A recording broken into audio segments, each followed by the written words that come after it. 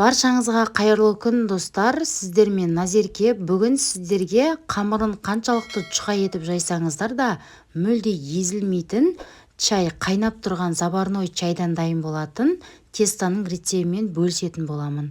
Міндетті түрде видеоның соңына дейін қараңыздар. Ең алдымен жылы сүтімізді таза ыдысымызға құямыз. Бір шетке алып, қайнап тұрған ыстық суымызға демделген шайымызды толықтай араластырамыз. Шайымыз қып-қызыл болып, шәмпіміз толықтай шығуы керек, яғни ісініп кәдімгі өзінің беретінін беру керек. Енді ыдысымызға сүтіміз орналасқан 2 жұмыртқамызды қосамыз. Жұмыртқаның температурасы маңызды емес, сүттің де температурасы қатты маңызды емес, майлылығы да маңызды емес. Мен дүкеннен алып пайдаландым. Дүкеннің сүті. Барлығын толықтай жақсылап тұрып, араластырып, шығып дайын болып тұрған шайымызды құямыз. Грамдарын толықтай описанияға жазып қойдым, сол жақтан алып пайдалансаңыздар болады. Тағы да толықтай барлығын жақсылап тұрып араластырып, дәміне қарай тұз салып, тағы да толықтай жақсылап араластырасыздар тұз ерігенше.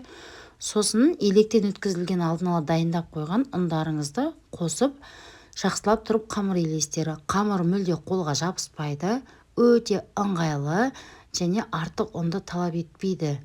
Және қамырмен өте жұмыс жасай аласыздар ыңғайлы түрде. Осылай иін қандырып, жақсылап тұрып, пакетке салып, кемінде 10-15 минутқа тындырып қойсаңыздар, жақсы көмек болады қамырға. Неге өте жұмсақ болып шығады. Енді начинкасын дайындаймыз. Яғни майда етіп туралған жуамызға тұзымызды, бұрышымызды саламыз. Және осындай пюре езетін ыдыстарыңызбен жақсылап тұрып үстінен езіңіздер. Бізде шырыны шықса жуаның, сонда сочный болады. Фаршымызды 10 грамдай суымызды құйып жақсылап тұрып араластырамыз. Менде қолым таза, сондықтан қатты сөкпеңіздер. Қамырымызды 2 бөлікке бөліп аламыз да, иін қандырып, кәдімгі пельменді жайған сияқты толықтай жайып аласыздар. Иін осылай міндетті түрде толықтай қайырып алыңыздар. Сонда жұмыс жасауға өте ыңғайлы. Үстінен қолымызбен басып, ұнымызды сеуіп, оқтауымызбен толыққанды домалақ қылып жайып алыңыздар. Прям қатты чұқа қылып жүрмеңіздер. Өздеріңіздің қалауларыңыз, если қалыңдау қылып жегілеріңіз келсе, орташа қалыңдықта жаюға да болады. Немесе мен сияқты чұқа етіп жайып, дәл солай пісіріп алсаңыздар да болады. Неге? Менің чұқалығым дәл осы видеодағыдай болды. Қамырымды толықтай домалақ етіп жайып алдым. Бір-бірінің үстіне қойып, өзімнің қалаған размерімде толықтай кесіп алдым.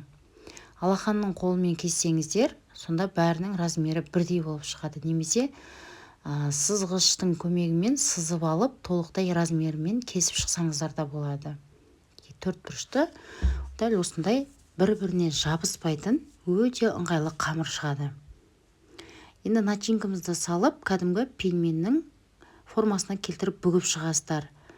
2 шетін жақсылап тұрып қысып, біздің начинкамыз шығып кетпейтіндей кәдімгі пельменнің формасына келтіріп түйіп аласыздар. Әдемі болып түйіледі және бір-біріне тығыз әдемі болып орналасады. Осы әдіспен жасап көріңіздер. Қыздар, мен бұл әдісті бірінші рет жасап тұрмын. Сонда да бір жасағаннан шығатын рецепт, сондықтан ойланбай жасауға кеңес етемін.